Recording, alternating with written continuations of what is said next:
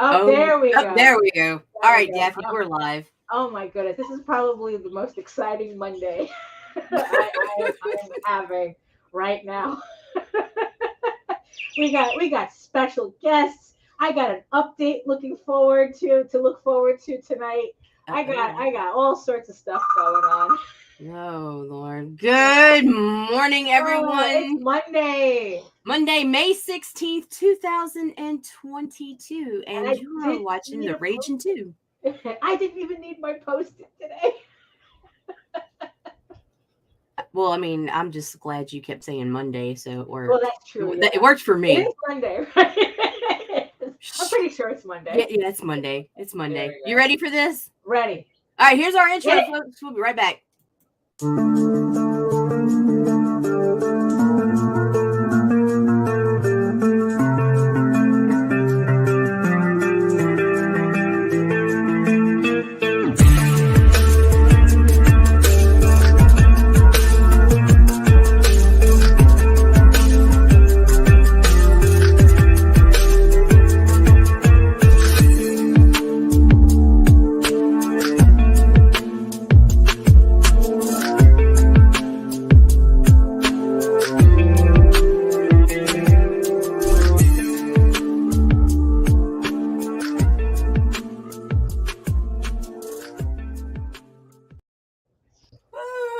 Like some music to get some adrenaline in the morning. Oh, yeah, really. All right, really. So now I've lost the card, Daphne. Oops. Oh no! Oh, there we go. There we are. So, wow. So, welcome everybody to another episode of the Ragin' 2 show.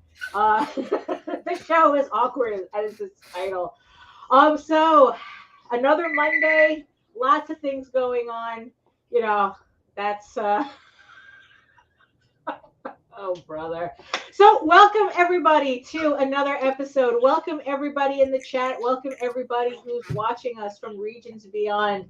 My name is Daphne Lage, and I am a cartoonist, illustrator, and comic book artist from New York. I have been self-publishing comics since 1992, and I am known for the funny animal fantasy adventure Tall Tales with Volume 4, my proof, coming in the next couple of days. I'm so excited. And I'm also known for my medieval fantasy soap opera, Eagle Raven, Heir of the First Unicorn, the last of the, well, except for the people with sketch covers, but everybody else, all your packages have gone out. So watch your mailboxes. You can read both my comics online at Tall Tales, TAILS online.com and eagleworks.com. And you can check out all my videos on how I make my comics on YouTube on my channel at Daphne Lage, Lage Art, as well as being simulcast to the Ragin' 2 network, which if you are watching us from regions beyond, from Twitter, from Facebook, wherever else you're seeing these links, come on over to YouTube, join the sexy people in the chat. Hit that subscribe button, hit that notification bell so that you get notified every time we go live. And we go live a lot. So hit that bell and join us over here. And Nita, tell the peoples who you are. My name is Nita Lanning. I am a writer, vlogger, blogger from Southeast Louisiana. I know, right? Yeah. Oh my God. He's impressed already. Well, this is really going to blow your mind because for some reason I'm the CEO and executive producer of this network over here. And yeah, that's pretty much it right now. Right. Wow. I mean, yeah. So wow. Like I said, it's Monday again. A very exciting Monday. We have a cool guest coming up in a couple of minutes. But let's do we have like any housekeeping to talk about? I mean, yes, we do. Absolutely. I was just talking about how my proof is coming in the next couple of days. But yes, the pre-launch page to Tall Tales Thieves Quest Volume 4, the end of the series. Well, the story arc that started it all for me. So the pre-launch page is up, so you can sign up to get notified when the campaign goes live on June 13th, 2022. And this book is volume 4 of the Thieves Quest story arc. It completes the story arc, but trust me, there is more tall tales on the way. There's always more tall tales on the way, but this completes the first, this is the first story arc. So make sure you sign up for that when it goes live on June 13th. And yes, House of Bob, the drawing night stream where me and Nita spend the night talking and drawing stuff that's not appropriate for the day crowd. So yeah, so our next show will be on May 28th at 10 p.m. to midnight. And our topic for this episode is going to be Rule 34 and all that dirty fan art that made you think different things about your favorite cartoon characters. Ooh, Daphne. You know how we had the baby's first furry? Yes. We got baby's first fan art pros now. Oh no! Oh yes, ma'am. It starts. Here we go. But in the meantime, all you people with all your campaigns, you need your Gemini mailers to get your fulfillment ready. So save 5% on your next Gemini mailer order with our coupon code RAGIN to send your books out in style. Shipping is expensive enough. Make sure that everybody gets their books in absolute pristine condition. So take advantage. And also, if you have any questions, comments, anything you want us to talk about on the show, no question too silly, but our answers might be. You can email us at raginabc@gmail.com. Yeah, it's like whatever you want us to talk about, we'll talk about. You'll be surprised. So you can try us out. And yeah, so Nita, I am excited today, not only because of our upcoming guest, but my hentai game updated today. Seeds of Chaos. Seeds of Chaos updated with its latest quarterly Steam update, and I think now I am ready to fuck myself up on that game. So are you working today, Daphne, or are you fornicating online? No. This is going to be my reward for working today. So probably around like 10 p.m. before I go to bed, I'm going to spend an hour starting the game over just to unwinding. Just to unwind. So yeah, no. But you see, that's the funny thing though. It's a hentai game, but it's the story that gets me the most upset. So yeah, so I think I'm ready. I'm ready to move on this game. I think I'm ready to do evil deeds. I think I'm committed to evil deeds on this game. So oh my gosh. Yeah. So so there we go. So I know it's a weird thing to be excited about, but I don't have. I get you. I don't have many outlets away from work. So this is pretty much it. So yeah. So there we go. Oh, if anyone's interested, Seeds of Chaos is $19.99, $19 on Steam. Not Spawn, but I would love to be. Call me. Call me. Oh my gosh, that'd be great. I will completely pledge fealty to supporting your game, which technically I do because I also support their Patreon. So yes, wow. I am a hot mess for this game. So oh well. Oh my gosh, you want to throw some bumps to foreshadow this awesome dude that's hanging out in the back? Yes, exactly. We did. Look, I vacuumed. I got everything cleaned up. I got the new chair that makes me look like I'm on the USS Get Off My Lawn, and it's like we're all good. We're all ready. So hit those bumps so we can bring our guest in. All righty, here we go.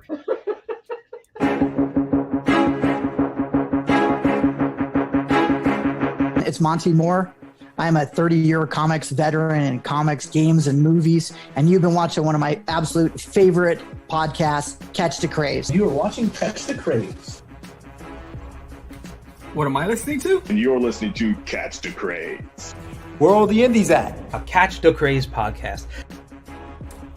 What are you watching? I'm watching Catch the Craze. What are you going to do?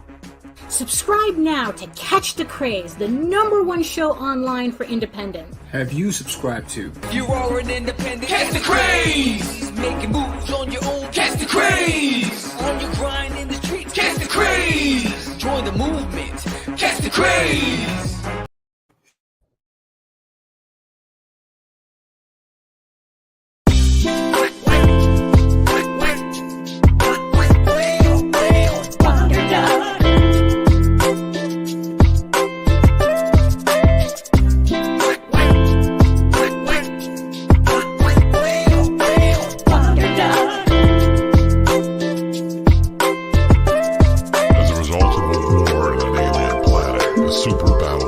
Discharged into space, changing the life of one hapless duck and transforming him into a hero called Wonder Duck.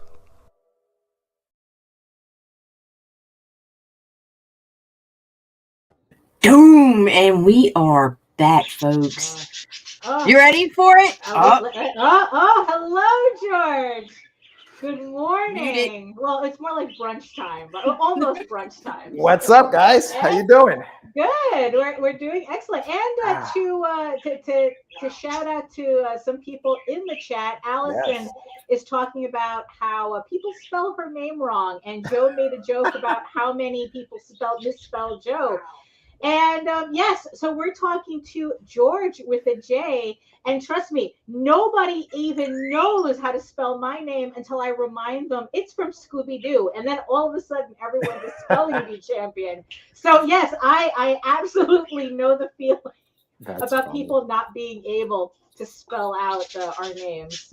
So George, welcome to the show. Thank you for having me. Yeah, absolutely. Always welcome. Always welcome. It's like, I mean, it's like, it's kind of trippy. It's like, it's like we're kind of like the old school. It's like, you were, we were running around the same circles about like, I think there's maybe like a 7-year difference between when we started and you guys started or something. But so here you are with your first. This is your first Kickstarter campaign, right? My first solo campaign with for Wonder Duck. Yeah. Go ahead. No. Go ahead.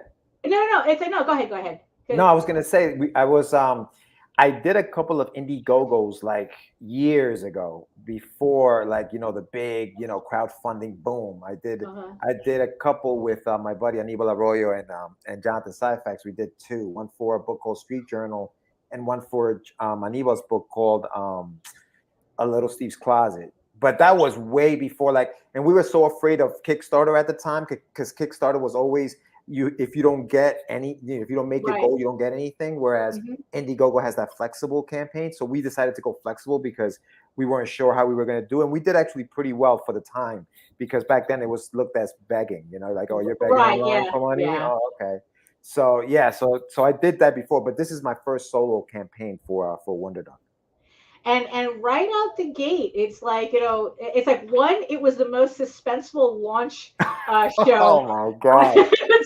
I mean, if anybody missed it, head on over to Catch the Craze and see the launch show for Wonder Duck, where we learned that Kickstarter had some really annoying updates that got in the way. But we did get it launched. We did. We hacked the matrix and we got it launched. You did. And right out the gate, you funded in about 40 minutes. Yeah, it was, and let me tell you something. I had done, obviously, all the work that goes behind the scenes before any campaign launches. And then, so I'm thinking, okay, I'm ready, man. I had my campaign designed, boom, boom, boom. I'm like, all right, we're going to go live and we're going to hit this button. And that's it. We're going to go live. And then there was just a complete mess trying to launch it. And I'm like, what the heck happened? What am I doing? And we were live on the show. 8:30, we're launching. I don't think we launched until about 9 o'clock. And thank you, Daph, because you hacked in there, you matrixed that thing and you got it going. But it was I was like, holy. And big shout out to everybody who kind of stuck around because people that was the funniest. Yeah. Part. People actually stuck, and the jokes were blasting. My kids are going to be in college by the time this launches, which was cool. I mean, it was a vibe. It was like a total vibe. It was a party. It was a party, and then boom, we it funded, and I'm like, holy crap, man! Like, it's like everybody was hanging around with their plates and stuff, and you're trying to get the barbecue going. The fire wouldn't go. That's kind of like what it was. It was a mess, but it was fun. It was fun. It was a good time, and then so we launched it. It funded, and then a few days later, I get the Project We Love badge, right? The one that we are all looking to get. Right. I mean, it took me 2 issues, 2 campaigns, to finally get one. I got one on the 3rd issue of Eagle Raven, and then I kind of like been getting them steady since, which kind of proves to me that somebody is looking at our stuff. Like once they notice your stuff, then it's like they're always noticing your stuff. So. That's kind of a good it's very nice to get, isn't it? It is nice. Like they send you this emails all flowery, we're highlighting, high level creative projects, and you're like, oh, I'm a high level creative project. You know what I mean? Like you just get gassed. You're like, yeah, baby. But it's such a good, it's such a rewarding thing because we work really hard at these campaigns and putting these things together. And so when you get that, other than obviously the pledges and, and then to also get the recognition from the platform in which you're in, which obviously they're going to make money off of your project anyway, but it's just nice to get that recognition. Yeah, it is. So going back a bit, so before there was Wonder Duck for you, there was another book called Russ. Yes. Russ 5377. Yeah. And now the thing is, what made you like decide that Wonder Duck was going to be the project you were kind of like pushed forward? I mean, is Russ finished? Is that why? Is that okay? Yeah, Russ. I completed Russ a few years back. I actually finished the first 4 issues of Wonder Duck a few years back, also. But so we're on this big push for like kids comics, right? Among like even with Sam, when we talk about it on the show all the time. And so while Russ is not necessarily, for the mature audience, it's an older crowd, it's an older kids crowd, I guess maybe 16 and over. Okay. So I decided, you know what, let me launch a book that's for kids, let me launch that, because I created it back when I was a kid. I created it back in like the late 80s, early 90s. And so I was like, let me go with this one. Plus my Wonder Duck is actually being published through Darkfire Press, which is a small indie publisher. Right. I have my copy right here. Oh yeah, you have the old school one too. Right. That was before. Yeah, that was before I even got. So for everybody who's looking at seeing the campaign right now, so this campaign is a continuation of this original trade that came out. Yep. And is the trade available on your campaign? Okay, so no one's going to be missing out on anything. Yeah, no. Right. That cover is not available though. You have like an exclusive cover because once I was picked up by Darkfire Press, we changed it to this one. So this is that's the one that I keep seeing. Yeah, and this is the one that's available on the right, because I think this one was like one of your prototypes. I think this is one of your proofs, right? That you were that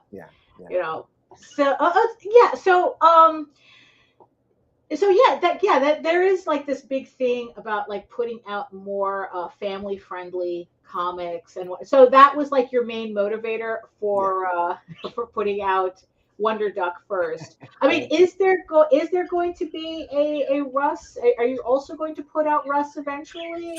So that's the question I ask myself. Like, am I gonna put Russ out there? And I'm actually working on a story for Russ that continues from where I left off in that one. That one's a 6-issue like mini series. It's compiled in like a 144-page book, and that one's available on my website. But yeah, I thought about putting that out once again.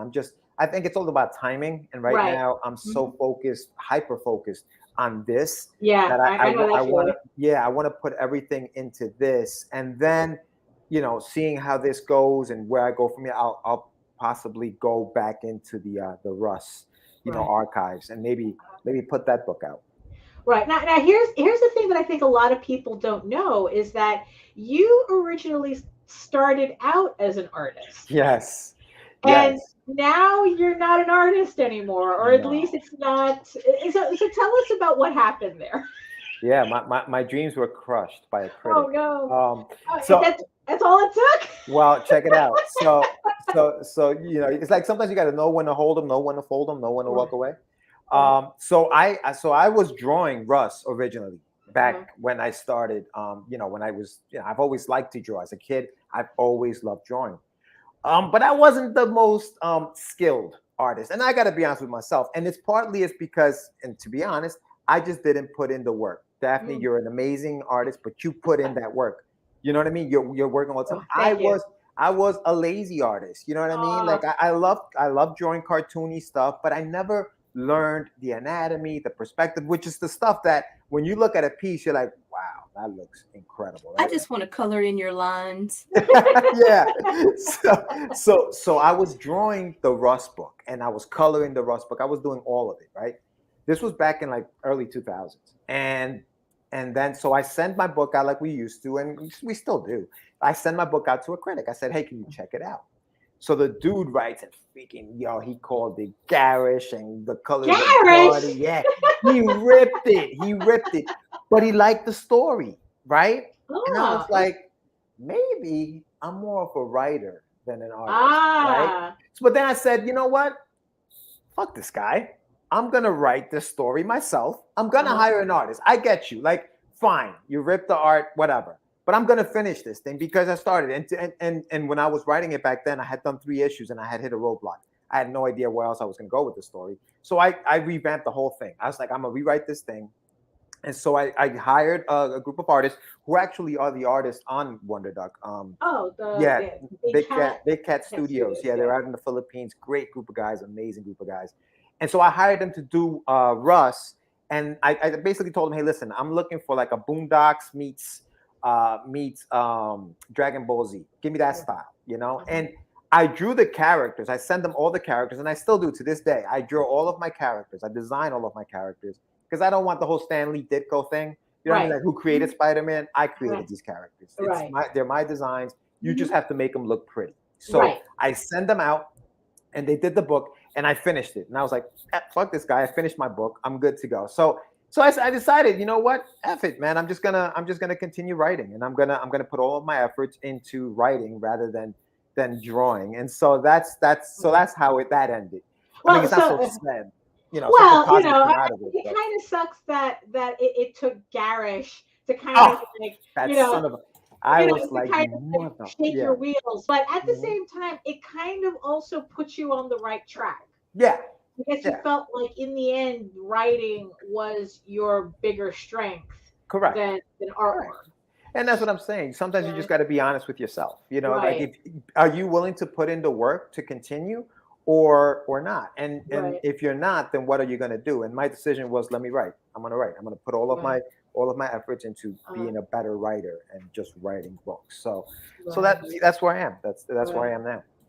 And so with Wonder Duck, now the thing is, so was Russ and Wonder Duck kind of like, they were created at the same time thing, or it's just like Wonder Duck? I created Wonder Duck in like 1990, and it's funny because the book has in the back of the book you'll see some of the early designs that I did of Wonder Duck in the back of the book. So you'll see some of my artwork in there. So it was, and the only reason I know what year it was is because I used to date everything I drew when I did it at the bottom of it. So I found some of these drawings. I'm like, oh, here he is. So I created Wonder Duck first.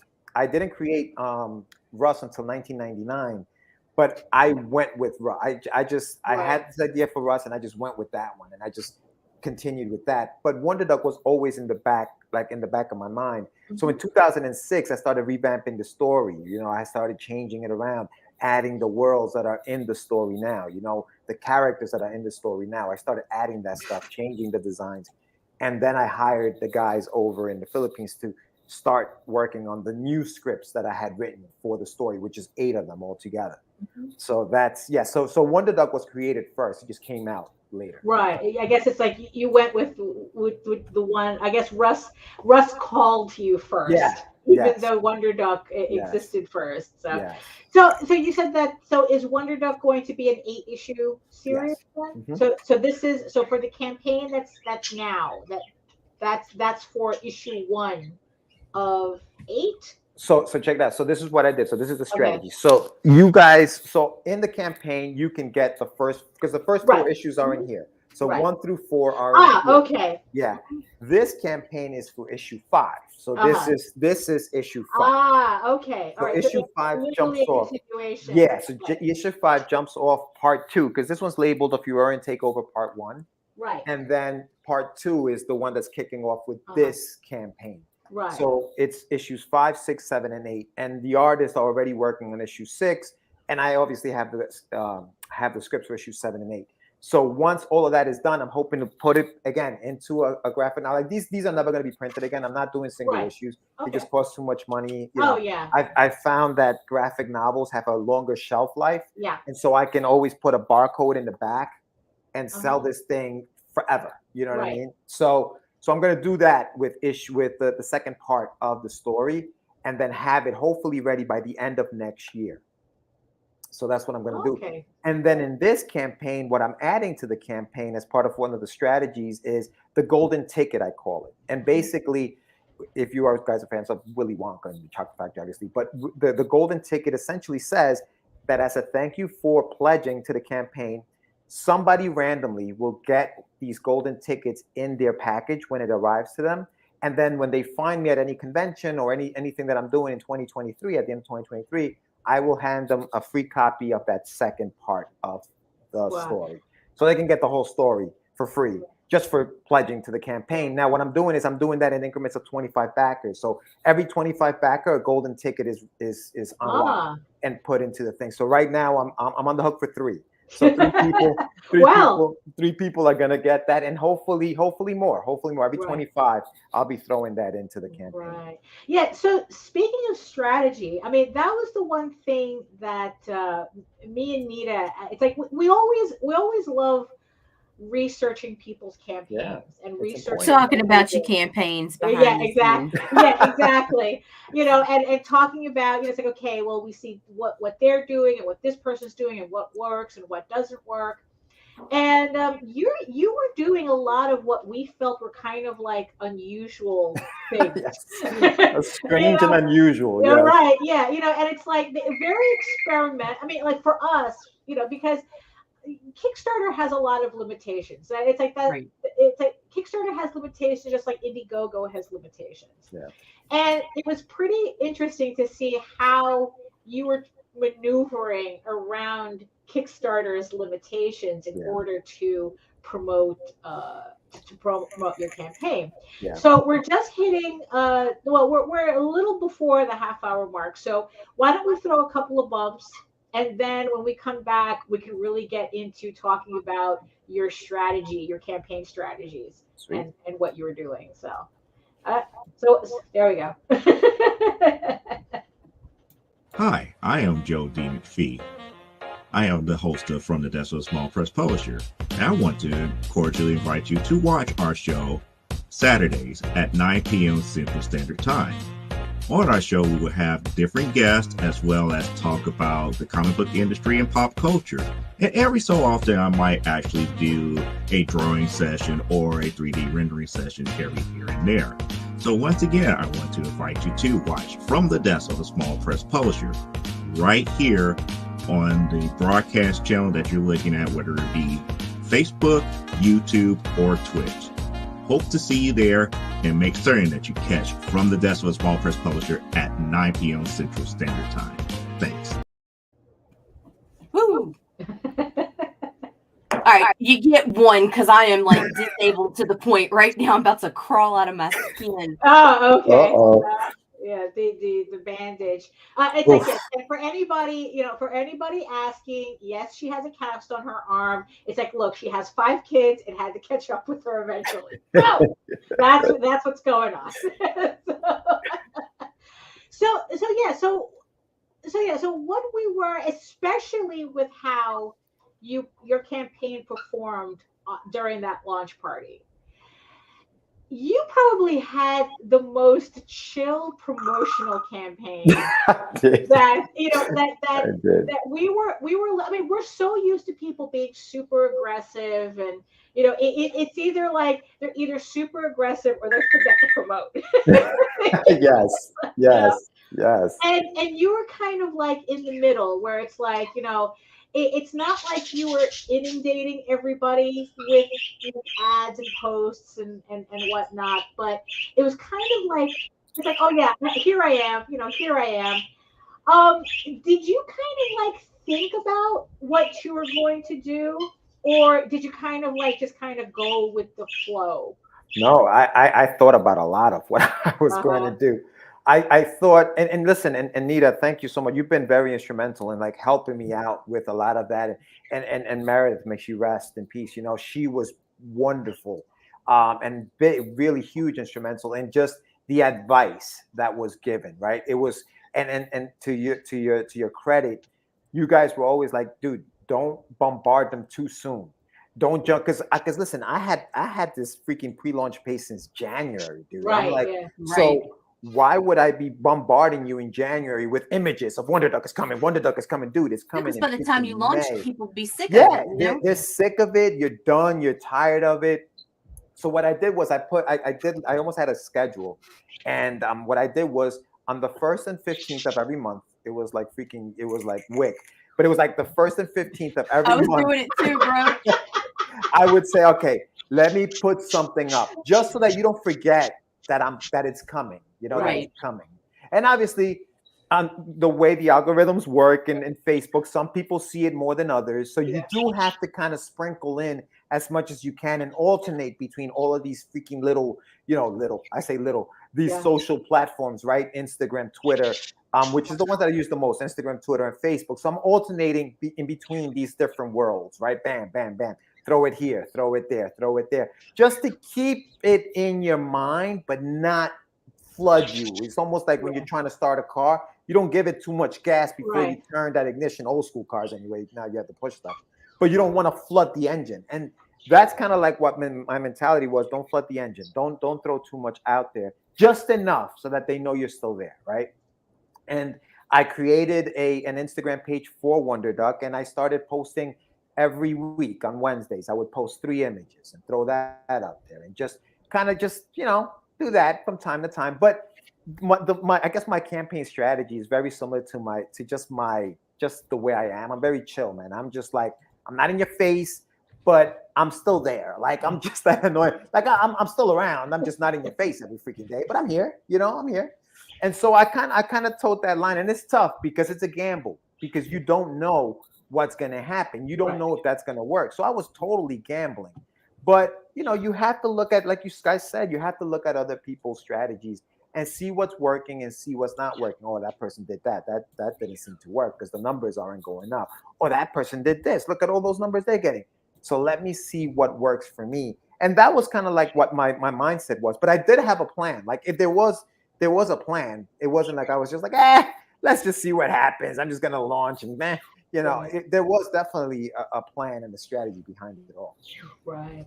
And the one thing that really stood out for me with your campaign was how you took advantage of the pre-launch. Yeah. Because one of the big differences between Kickstarter and Indiegogo is that they both can do pre-launch. But on Indiegogo, you have direct access to the people who are signing up. So it's a lot easier to incentivize people signing up for pre-launch. Kickstarter doesn't have that. It just has the little chart. If like over 10 people sign up, then you start seeing the number, but you don't see who signed up. You don't get that list of who signed up or whatnot. So, but you actually figured out a way around that. Yeah. So tell us about that, what you did there. I have a friend who once said to me, probably some of the best and the most simplest advice. She said to me, she goes, if you want something, ask for it. Like, it's as simple as that. If you want something, just ask for it. So what I did was, when I needed, because like you said, and I understand why Kickstarter does it, to protect people's, personal information, all that other stuff. But the way I looked at it is, if you're following my page, or if you're following the pre-launch page, if you want to get notified, there's an interest in the project. I just got to find out who is interested in that project. And how am I going to find out? Let me just ask, right? So what I did was I contacted people, and through the show, through the Catch the Craze show, I would say, hey, if you signed up to my page, let me know you signed up, because I have something for you. I want to give you something for signing up, for saying I want to be notified. So I asked everybody who signed up to just send me a DM. Say, hey, I signed up to your page. And in return, I would email you a PDF of a print that I would then give to you physically if you pledge to the campaign on a physical level. So that seemed to work, because people were now saying, hey, so if I notify you that I'm notified about your campaign, I get something? Cool, I'm in. So I got a lot of people that saying, hey, here's my info, send me that stuff. I'm happy to pledge to it. And when they do, they're gonna get their stuff. So as of right now, and then the other thing was, because I launched in like January, I figured, okay, I have about 4 or 5 months. If I can at least get like 25 people following my page a month, that's at least 100 people following it. That's a nice round number. Let me go for that. Let me reach out for that. And sure enough, by the time the page launched, I was at 100.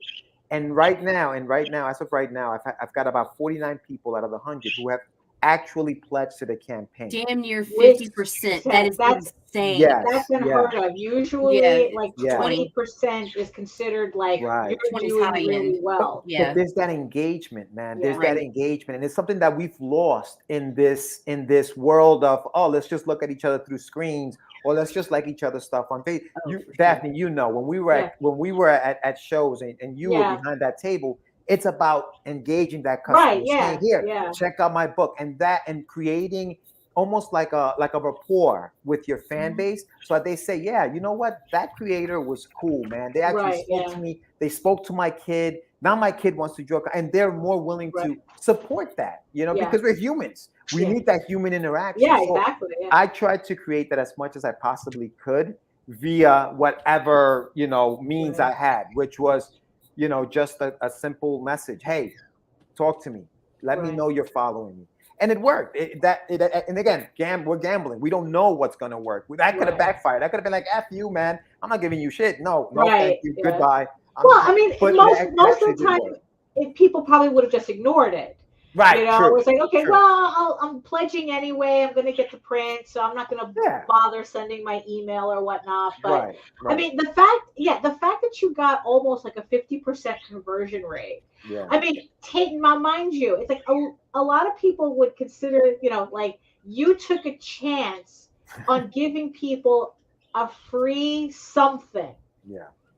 Yeah. Just for signing up. I mean, signing up is not a pledge. But you gave them something anyway. Yeah. And it's like that's actually pretty brilliant, because so they're getting something just for like looking, like pretty much looking at a page and clicking on a button. And then it's like they get reminded that, and then when it launches, they get reminded that it launched, that they pledged. I mean that they're watching. Right. And then they go, oh, this is the guy who sent me the print. Right. Right. And there's that little bit of pressure. It's like, well, he sent me a print. If I pledge, I get the physical version of the print. Let me go. I mean, it's just like it just kind of like that little domino effect it creates. Right. I mean, it's and like I said, it was just like really, really interesting to watch, and realizing that you got the result. This type of result is just like, oh, interesting. And the funny thing is, though, is that because of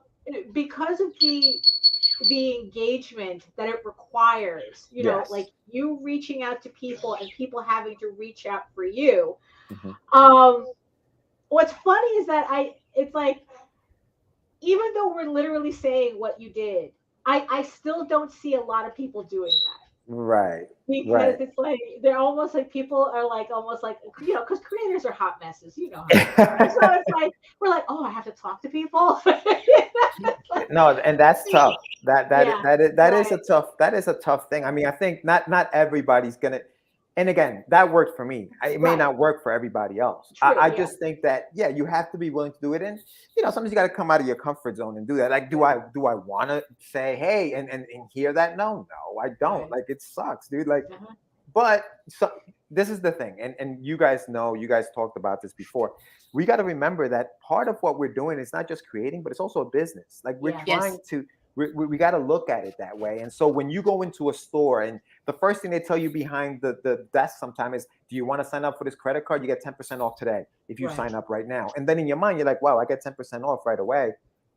You know what? I'll sign up, whatever. So people are always willing to do more if they're getting something back, and they're saying they're seeing value in what they're getting back. And so, but as an indie, we don't, again, I'm not made out of money. I'm not going to be like, oh, I'll give you. So what I did was I offered a PDF. I mean, it's a PDF. It's not costing me any money to send you a PDF. So I'm not stupid. I'm not just, you know what I mean? Like, just for signing up, I'll send you a print that I got to mail out. I got to do all these print it. That's not what I'm doing. Because, obviously we also have to be strategic and smart about what we're doing. The print goes out to you when you pledge, or if you pledge, and only to a physical tier, and only if you let me know you signed up, because I don't know who signed up. So you have to let me know that you signed up. So if anybody followed it and now they realize, hey, where's my print? Well, you never told me. You have to let me know. And if you're watching right now and you sign up, you have to let me know. You know what I mean? Like, you're not going to see that. We don't see the names. That's the whole reason for doing this, because we don't know who signed up early. We don't know. Yeah. I mean, technically that's a question that you could ask in your survey. Absolutely. Yeah, that's, so it's not like you have to guess completely. Correct. But yeah, I mean, it's like there's this certain, it's kind of like a dance that we have to do with the people trying to convince people to pledge to our campaigns. Yeah. So right now, obviously this thing with the pre-launch really worked for you. What was like the one, is that the one thing that surprised you that worked? Yes. Or was there like anything else that surprised you? I mean, everything surprised me, but that particularly right there, I was like, oh shoot, this actually worked. Like, this actually, people actually did sign up and do want to pledge to it, which, I mean, if people sign up, usually they do, but like you said, the conversion rates aren't that high. Right. Yeah. And I did get actually, somebody reached out to me, said, oh my God, your campaign is live. I never got the email. Now it might have gone to their spam, which is why they never got it. So there is that chance that they don't get. But if I have your name and if I have your information, 2 weeks, into the campaign, I don't see you pledged, I can reach out. Hey, by the way, the campaign is live. Don't forget, you still have this, you can still get this print for free if you pledge. And they could say, oh, shoot, that's right, that campaign is live. So I have that. I also have that I can do, especially during the moments where the campaign's going and you're not getting anything. And those are the scary moments of during the campaign where you don't have anything going on. Well, I mean, is that something that you're planning for? Like, do you have something for the middle of the campaign? Yeah, I mean, a lot of it is this. A lot of it is, obviously, and I gotta thank JD. This man is on fire. I gotta thank JD, because when we had JD on the show and we were asking him about Kickstarters, this was like a couple of years ago during the pandemic, maybe. Yeah. We said, hey, what are some of the things that you can advise people to do? And he said, dude, get on shows. Right. Yeah. Get on as many shows before, during, get as many shows as you possibly can, because that's gonna help you during those times. Yeah. And you know what? Yes, he's absolutely correct. Because as of this, obviously right now, I've gotten a few pledges just from being on these shows. And people may think, oh, they don't have a following, they don't have too many people. But you know what? The people watching your show are looking at, us, not just for the advice that we give them or whatever, but also just for networking purposes. Right. Yeah. And saying, hey, what am I doing wrong? How can I do things? So, and even for this, for example, I'll give you an example, right? So I have this print. This guy right here. That's And, Hector Rodriguez did this piece. Big shout out to him. Sean Lee colored. Okay. So it's locked right now. It's locked on the campaign. It doesn't unlock until I reach 4,000. So what I'm doing is, if you are watching this right now, if you're watching me right now, and you pledge to the campaign right now while we're live on the screen right now, and you subscribe to this channel, because you have to subscribe, then you get this print free with your pledge, with your physical pledge right now. You can get it, right? Even before it's unlocked. But to me, that's important because not only does it help me, but it also helps the show that I'm on because now you get a subscriber. And I think that's key. That's key. What's up, Mike? That's key. Like, I think our subscribers, and people don't realize how important those numbers are. Those numbers are so important to podcasters. It's just hitting that subscribe button. It doesn't cost anything. That stuff is free. That stuff is free.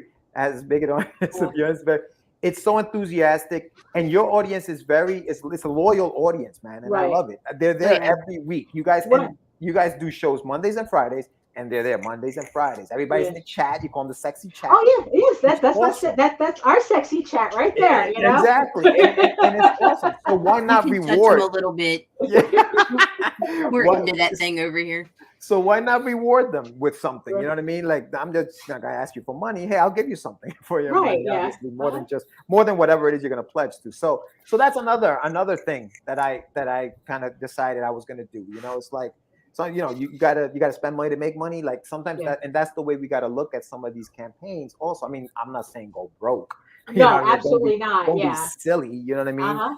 But you know, give people something extra, something that they're gonna say, yo, you know what? I got this just for watching the show, subscribing and pledging. Boom. There you go. It's a win-win. Right. Marvin wants to know who did your voice for the Wonder Duck trailer. Oh yeah, that's true. Yeah. Yeah. So I backed the campaign. Morgan Quaid. Morgan Quaid is an artist he's in the UK, and he had a campaign called Daughters Slaughter or something like that. But he had a campaign, and one of his things was, if you pledge to my campaign, I will raffle off a theme song to you for your comic. I was like, shit. So I went in there, I pledged, and I won. And he did this. So Morgan Quaid, guys, look him up. He's an amazing, funny dude. I think he might have been on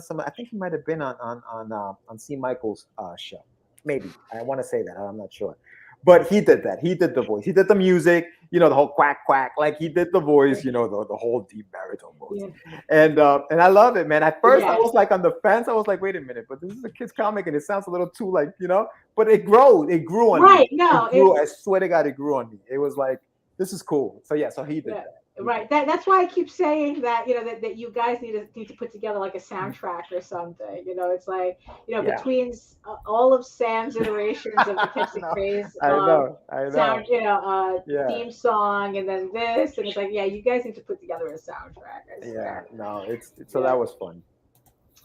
But so shout out to everybody in the chat. Yes. You know, doing your thing there. It's like, who's in the chat now? It's like we have Grant, Allison, Mike, Jimmy, Marvy. Gonna scroll me. Yeah, there we go. Yeah.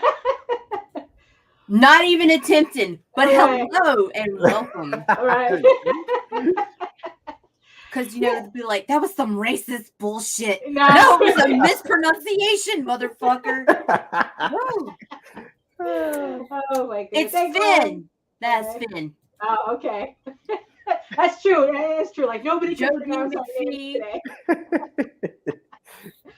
So why don't we pull up the campaign and talk about it a bit? So so here it is, The Adventures of Wonder Duck, Nothing to Muse, on Kickstarter right now. 16 days left to go. Look at that. You're just $4. Somebody pledged $4. Poor man over $3,000.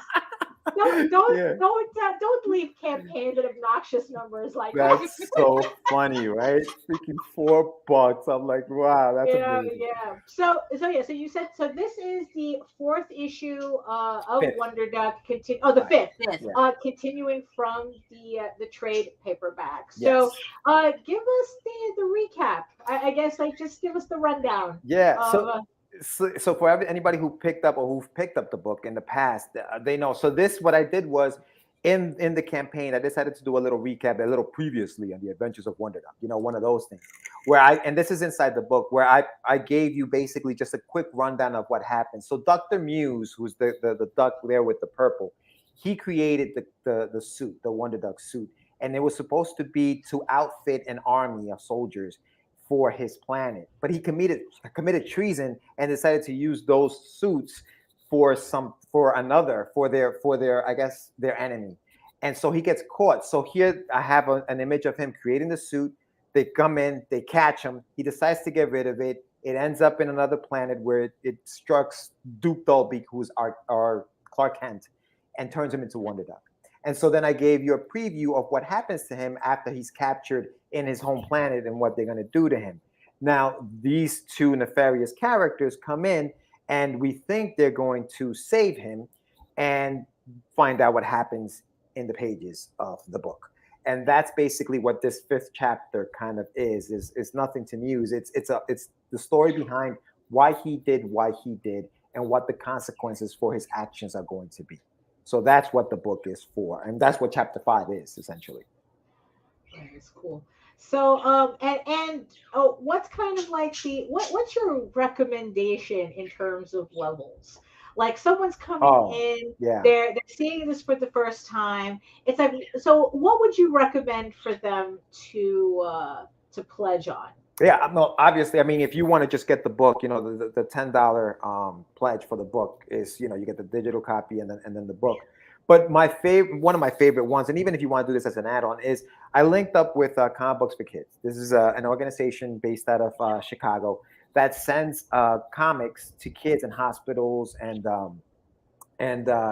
just cancer centers.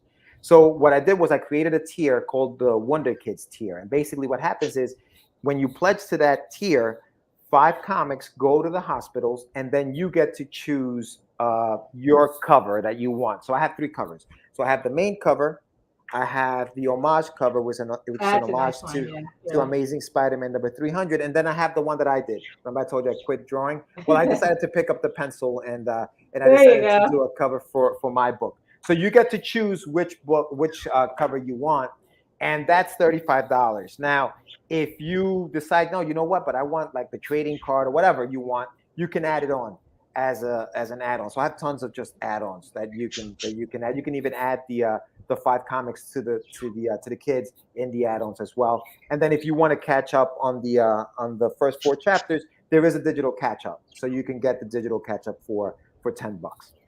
Right. Do you have a level that's with the first trade and issue 5? Okay, so you got everybody covered. Pretty much. Yes. If you do want, and I have a trading card that's limited to 500 copies, 500 cards basically, but it's one card, it's just 500, and it's serialized. So it's 500, so you get 1 of 500, 2 of 500, 3 of 500. So that's also part of it. And then this is the crew that helped out put together some of the reward, some of the covers, and obviously the prints. So these are the guys.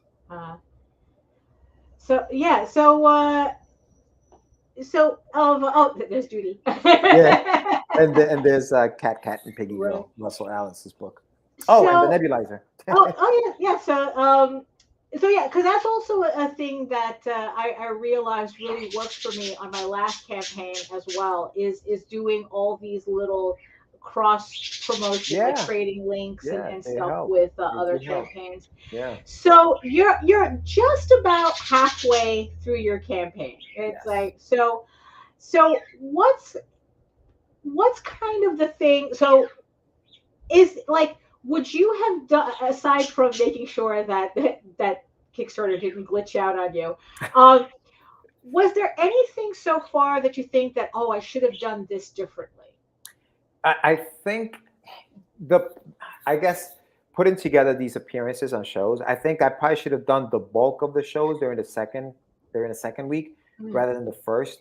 Maybe just organizing where you're doing your interviews. And it's tough because as a little guy, some of the big shows don't see you have enough numbers or enough to kind of put you on there. So that's kind of tough. And, obviously you have to work around your own schedule and, have a 9 to 5 and stuff like that. But I think just scheduling that stuff out, I think I would have done a little different. I'm still kind of processing some of the things and I'm sure that at the end of the campaign, when I look back on it, I'll be like, damn, I probably should have done that. Right now, I'm still in hustle mode. So I still haven't been able to reflect on some of those things. But that was one of the things that I did think. I'm like, damn, I packed a lot of my shows at the beginning of the first week, which is the week that you're supposed to be like still in your honeymoon phase, right? Everybody still loves your book and they want to support it. It's during that second, third, and sometimes even if you go 30 days, that fourth, well, no, the fourth week is actually also the good one because it's like the last week and everybody's like, oh, shoot, I forgot about that book. And they go in there and play. So it's those 2 weeks. I think I probably should have packed more shows in those 2 weeks versus just that first week. So I think that people should keep that in mind. Just pack those shows during the second and third week. Now the thing is, though, now you have a 9 to 5, right? Yeah, you have the day job, right? Yeah. Oh, there you go. So how do you balance? How do you find a balance between doing these books and the campaigns and everything, and having to deal with a 9 to 5? I mean, not a lot of people can afford to stay home and do this full time. And, and there's absolutely no shame in having an actual, a job, an outside job. I mean, that's just the reality for a lot of us. So how do you manage your time when it comes with that? It sucks because I feel like I'm the most creative during the day, right? Like that's when I'm the most creative and that's when I'm at work. It sucks. But what I try to do is I try, like during my breaks, like lunchtime or something like that, I'll always have like a pad and pen or whatever, and I'm always constantly writing or doing stuff like that, where like now once I'm off from work, I can go in and after I spend some time with the girlfriend and have some dinner and stuff like that, I can go in and I can just continue, whether it's drawing, lettering, or working on something. What I've also done is obviously the commitment, right? So I've committed myself to Tuesdays and Wednesdays recording shows with Sam for Catch the Craze. So before we go live and maybe an hour after I go live, because we're still in that, whenever you talk shop, that's when you're also more hyped up about creating and doing that kind of stuff. So that's when I jump on, boom, I work on more stuff during that time. So I try to balance it that way. It doesn't always work. But that's what I try to do. I try to do as much of that. And also just getting on the phone and talking to whether it's Sam, Anibal, or John, I feel like you need that sometimes, just to talk to somebody about some creative stuff, just to keep you motivated and not letting those things get in your head, like you suck, you're dumb, you're stupid. Like just having a creative conversation with somebody on the phone helps just keep you going. You know what I mean? It's tough. It's not easy. And also you mentioned the girlfriend too, which is also another thing that it's like that. So I'm assuming that she's supportive of what you do. If she wasn't, you wouldn't imagine, or there wouldn't be a girlfriend. No. That's a tough. It's a tough. It is. It's like and listen. Sometimes I'm like, damn, I'm jealous of like what you guys have, because you guys do this, but JD is a writer, so you guys have that in common. Nita, C. Michael, amazing artist, so he's got that going on, and you guys kind of like have that commonality. Whereas my girlfriend works in public relations. However, she was also, and I got to give her a big shout out because she was also instrumental in some of the strategy ideas and said, George, don't just do that, do this also, try that. Look at it this way. So she was. So I got to give her huge props for just putting some of those things in my head, like treat it like this, Listen, as much as we want to be, non-PC and stuff like that, something I tell people all the time, give people the least amount of reasons not to buy your shit. You know what I mean? Exactly. Listen, I agree with 100% a lot of the stuff that we talk about and we say, because it's some of that stuff, like Nita, has to be said, right? Thank you. When I'm promoting my stuff, though, however, I try to say, okay, well, listen, I'm in the middle of this is promotion time. Let me promote the book and stay away from any side conversations that I may have. It's all about the book right now. Hyper focused on this book right now. You know what I mean? Yeah. So, and that's a tough gig. That's a tough gig because we all have, our views and our opinions, and we do this also. So this is a show about opinions and views, right? Because this is what it is. So it's such a tough line, but I think people respect honesty, right? And I think that we gotta try to balance all of that. But big shout out to her because she does help me out with some of that stuff. There you go. But you make sure to keep time for her. Oh yeah. As well. Oh yeah. Because I know that weekends is hard for you to do interviews because that's like off limits, right? Yeah, like last night I had 2 interviews. Big shout out to Ted Davis, guys. Ted Davis, you know him, and Russell Allen. I was on his show last night, so that was tough because it's Sunday night. You know, you want to chill and just watch some TV and bullshit. But you know, she also understands, dude. Like I got you. Like you got to do this. I understand. This is you know, it's a business in a sense. You know, so. But also being in PR, she knows the cycles. Yeah. You know, too. So it helps that, you know. Yeah, so that's it's these common issues that we don't think about until it's like we're kind of like in the middle of it. Yeah, you know, it's like, oh wait. It's you know, but yeah, so we're just hitting the top of the hour. George, I just want to congratulate you again for a gangbusters campaign. Appreciate it. Yeah, it's like, you know, you still have 16 days to go. Let's get George to 5. Woo! Come on, people. Let's get George to 5. 16 days. We can do this. Oh, my God. At least so close our brains start dripping out. No, for real. If he can make 3, well, short of $4, but short of $4. 3 in the amount of time that he did, he can make 2 extra more. And hit 5 at the end of the campaign. Incredible. So let's help Joe. Let's get George there. See, I told you the names are bad today. Let's get George to 5. So thank you again for coming. No, thank you. Definitely, we're going to have to talk to you after your campaign to see if any of your opinions have changed. Yes. Yes. You know? Well, I'll tell you this, man. Like the way this is, I mean, I love what's happening, but it's so draining. I'm like, yo, I don't know how you guys do. Like, you have so many campaigns, and I'm like, how? Like, that's amazing to me. It's amazing. Well, you see, the thing is, it's like JD especially, he's constantly running campaigns so he doesn't get that downtime, that downward spiral that happens after a campaign ends. Yeah. Because it's like when a campaign ends, he's like miserable. And after this last campaign that I did, I understood what he meant. I think it was the first time I really I need another campaign. I need another campaign. You know, it's like you're addicted. Yeah, it's you get caught up in it, but you really do need that downtime. You kind of have to calm down a bit, reassess everything, fulfill your campaign, and then you can do another one. Yeah. So thank you, Allison. So thanks to everybody in the chat. Thank you everybody who's watching us right now. We will be back Friday with another episode of the Ragin' 2. We're gonna bitch. It's like Nita especially needs to bitch on Fridays. It's a premeditated bitch fest. Yeah, but that's what we do here. So you guys are all used to that. So we will be back Friday at 11 a.m. I have my Wednesday live stream. Finally, my office is fixed enough that I can bring back the live stream on Wednesday. So I will be back Wednesday at 4 p.m. And and that's it for us. So thank you for joining us. Thank you, George, for joining us. Like I said, get his campaign. The Adventures of Wonder Duck links are in the chat and in the show notes. Everything's going to be in the show notes before we're published. So.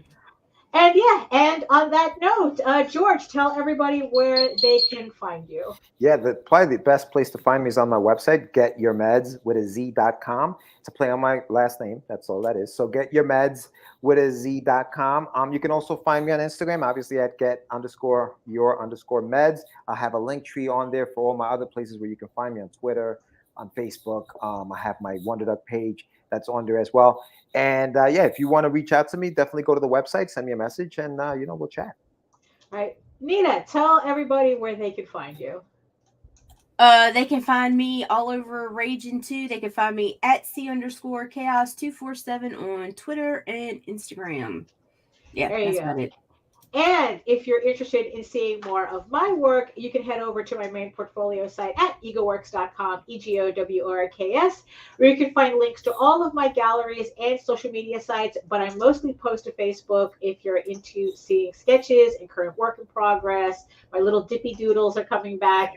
And also you can catch me on YouTube at Daphne Lage Art, Lage. for my weekly live streams as well. So there you have it. Thank you, everybody. And as always, eat your food, moisturize, especially the elbows over your elbows. Oh, good. That's why. Mind your business and do the work, because when you actually do the work, like this guy right here, you do the work, you never have to fake your accomplishments.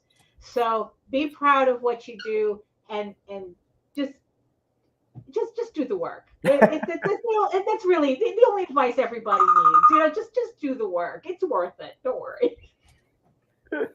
So on that, we'll see everybody on Friday. Oh, and don't forget to subscribe. Hit the bell, hit the button and the whole thing. Like, you guys know. Amazing product here. Yeah, exactly. It's like, look, it's like you'll get notified whenever any of these shows go live. You know how it works here. You guys are smart. That's why you're here. That's why you're hanging out with the cool kids. So there you have it. So we'll see you next time. Bye. Bye.